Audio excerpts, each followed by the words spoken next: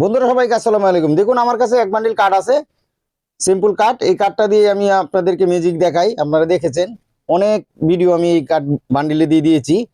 এবার দেখুন আমার কাছে একজন দর্শক আছে, এখান থেকে যে কোনো একটা কার্ড ও নিবে, আর আমি বলে দিব যে সেটা কি কার্ড। তুমি এখান থেকে যে কোনো একটা কার্ড নাও, যে কোনো একটা কার্ড নাও, বাস নাও। এবার এই কার্ডটা এখানে দিয়ে দাও, দিয়ে দাও। এই কার্ডটা দর্শকদের দেখাইছো? হ্যাঁ অবশ্যই। এই কার্ডটা হচ্ছে 9, ঠিক আছে? রাইট। এই দেখুন 9। আমি আবার আপনাদেরকে দেখাচ্ছি, একটু এলোমেলো করে নেই। দেখুন আমি এলোমেলো করে নিলাম। এবার এখান থেকে আরেকটা নাও, নাও, আবার রেখে দাও। বন্ধুরা দেখতে পাচ্ছেন দর্শক যে কার্ডটা দেখিয়েছে এই কার্ডটা হলো 6। রাইট। এই দেখুন 6। ভাবছেন আমি কিভাবে জানতে পারছি? এটা কাইট খেলার জন্য অনেক উপযোগী। ধরুন আমার কাছে এই বান্ডিলটা আছে, এবার ধরুন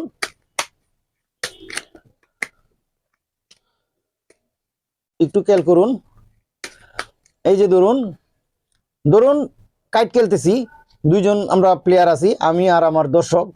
ধরো এই 3 নাম্বারটা কি হবে? তুমি কি চাও?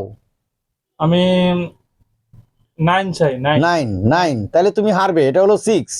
এই কার্ডটা হলো 6, দেখো 6। আবার দেখো, রাইট। আবার দেখো এই 3 নাম্বারটা তুমি কি নিবে? এটা 8। দর্শক আবার আমার এই সহকারী হেরে গেল। এটা হচ্ছে 10, দেখুন এই যে 10। মাই গড। আবার দেখুন, ভালো করে খেয়াল করবেন। এবার 3 নাম্বারটা কি নিবা বলো, বলো তাড়াতাড়ি বলো, যে কোনো একটা। 10। দর্শক আবার হেরে গেল। এটা হচ্ছে 5, দেখুন এই দেখুন 5। আবার একটু দেখাচ্ছি, একটু এলোমেলো করে নিই আগে, আরেকবার একটু এলোমেলো করে নিই। ওকে। ভাবতে পারেন আমি সাজিয়ে রেখেছি, তাহলে একটু এলোমেলো করে নিলাম। আবার একটু কাট করে নিলাম, আবার একটু কাট করে নিলাম। আবার এখান থেকে এখানে দিলাম, এখান থেকে এখানে দিলাম, এখানে দিলাম, এখানে দিলাম, এখানে দিলাম।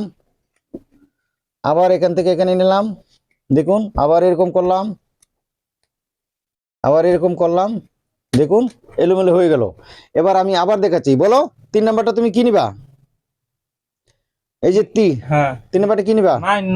9। দর্শক আবার 100 টাকা হেরে গেল। এটা হচ্ছে 2, দেখুন এই যে এটা হলো 2। আবার দেখাচ্ছি, দেখুন এই 3 নাম্বারটা তুমি কি নিবা? এই কার্ডটা 3। দর্শক এবার জিতে গেল, এটা আসলেই 3, দেখুন। দর্শক আবার আমি দেখাচ্ছি, জিতে গেছি। হ্যাঁ ঠিক আছে। এবার বলো এই 3 নাম্বারটা তুমি কি নিবা? 5। আবার হেরে গেল। এটা হচ্ছে 7, দেখুন দর্শক 7।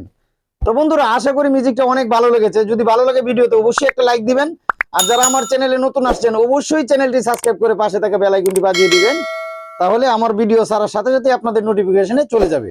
আর ভিডিওটা কেমন লাগলো একটা কমেন্ট করে জানাবেন। তো চলুন এবার আমরা মিউজিকটা শিখে নিই। আচ্ছা বন্ধুরা এবার আমি আপনাদেরকে মিউজিকটা শিখিয়ে দিচ্ছি। দেখুন এই কার্ডগুলো যেভাবেই থাক কোনো সমস্যা নেই, এলোমেলো করলেও কোনো সমস্যা নেই। এই কার্ডের মধ্যে আমি একটা মার্ক করে রেখেছি, এরকম সিস্টেমে মার্ক করেছি। এখন একটা খাতা একটা কলমের দরকার। এখানে একটা কলম নাও। দেখুন এখানে কিন্তু বোঝার কোনো পথ নাই যে কার্ডের মধ্যে আমি চিহ্নিত করে রেখেছি। দেখুন এই যে দেখতে পাচ্ছেন সাদা দাগগুলা, এখানে আমি হালকা করে একটা চিহ্ন দিয়েছি, বিভিন্ন ধরনের চিহ্ন। 1 2 3। এই কার্ডটা কিন্তু 3, দেখুন। এই কার্ডটা কিন্তু 2, দেখুন। তারপর এই কার্ডটা কিন্তু 10, দেখুন। আর এই কার্ডটা হচ্ছে 5, দেখুন। এই কার্ডটা হচ্ছে গোলাম, দেখুন। এই কার্ডটা হচ্ছে 9, দেখুন 9। এই কার্ড এরকম সবগুলো কার্ডে আমি বলতে পারবো, কোনো সমস্যা নেই। এটা কিন্তু গোলাম, দেখুন। এটা কিন্তু 2, দেখুন। আবার একটু এলোমেলো করে নিলাম। এবার আবার বলছি, এটা হলো 6, দেখুন 6। এটা হচ্ছে 7, দেখুন 7। আবার এটা দেখুন, এটা হচ্ছে 1, দেখুন টাকা। এটা হচ্ছে 3, দেখুন এই যে 3। এটা হচ্ছে 4, দেখুন এই যে 4। এটা হচ্ছে 6, দেখুন 6।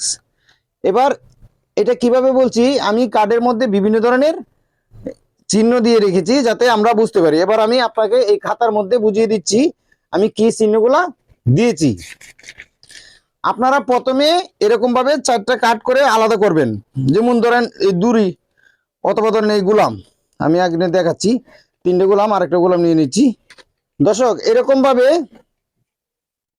দেখুন, এরকম ভাবে প্রত্যেকটা জাতের 4টা কাট আপনারা আগে বার করবেন। প্রথমে বার করবেন টাক্কা, এই 4টা কাট টাক্কা হিসেবে আপনারা আলাদা রাখবেন। তারপর বার করবেন 2, তারপরে 3, এরকম পরে 10, পরে গোলাম, পরে বিবি, পরে সাহেব, এরকম 4টা করে ভাগ করবেন। এরকম ভাবে ভাগ করার পর আপনারা প্রথমে টাক্কাটা নেবেন। ধরেন এই কাঠটা হচ্ছে টাক্কা। এই 4টা টাক্কা যখন আপনি হাতে নেবেন, একটা একটা করে তার মধ্যে একটা চিহ্ন দিবেন। যেমন একটা ফুটা দিবেন, এক মানে একটা ফুটা, এরকম একটা ফুটা দিবেন। দাঁড়ান আমি কাতাটা শেষ পৃষ্ঠে চলে যাই। এরকম একটা ফুটা, এভাবে তো বোঝা যাবে না, আমি একটু মার্ক করে দিই। ধরুন যখন আপনি টাক্কার পিছনে চিহ্ন দিবেন তো এরকম একটা ছোট্ট ফুটা দিবেন, এরকম একটা ফুটা। আর যখন 4টা হয়ে যাবে 4টা বাদ দিয়ে দ্বিতীয় কাট নেবেন 2, 2 এর মধ্যে দিবেন আপনি 2টো ফুটা, এরকম 2টো ফুটা। তাহলে এই যখন 2 আসবে তখনই বুঝবেন যে আপনি 2 করা দর্শকের হাতে আছে। যখন 3 করবেন তখন এরকম 3টা ফুটা। দর্শক কিন্তু বুঝবে না, ফুটাগুলো বাসবে না আপনি যে কিভাবে দিবেন। আর যদি 4 হয় তাহলে 4 দিলে আপনি দিবেন এই যে এই 2টা ফুটা দিয়ে এই নিচের দিকে একটা দিবেন, তাহলে বুঝবেন যে এটা 4। এটা আপনি যেভাবে দিবেন আপনার যেভাবে বুঝতে পারেন এভাবে সুবিধা। আর আমি 5 দিয়েছি এই যে উপরের দিকে, এটা হলো 4। আর 5 কেমনে দিয়েছি, 4 এর এই যে 5, আর যখন 6 দিয়েছি এখানে একটা 1 বাড়িয়ে দিয়েছি ছোট্ট করে। এটা এই চিহ্নটা থাকলে আমরা বুঝবো 6। এখন 7 থাকলে কিভাবে বুঝবো, এই টান না একটা ফুটা, সরি, এই যে 5 আর এখানে একটা ফুটা দিলে হয়ে যাবে 6, অর্থাৎ 5, 6। তারপর যদি 7 বানান তাহলে এখানে আরেকটা ফুটা থাকবে, তাহলে 5, 6, 7।